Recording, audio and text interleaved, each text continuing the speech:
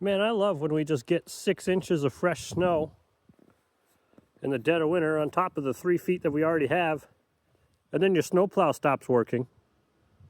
And your winch just doesn't want to work, so you can't lift or lower the snowplow because it doesn't move in any direction. Because my little thingy in the engine bay, ugh,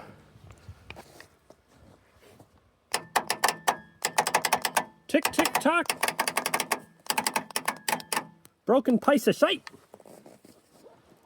So, you know, it's gonna be real fun to plow my driveway now.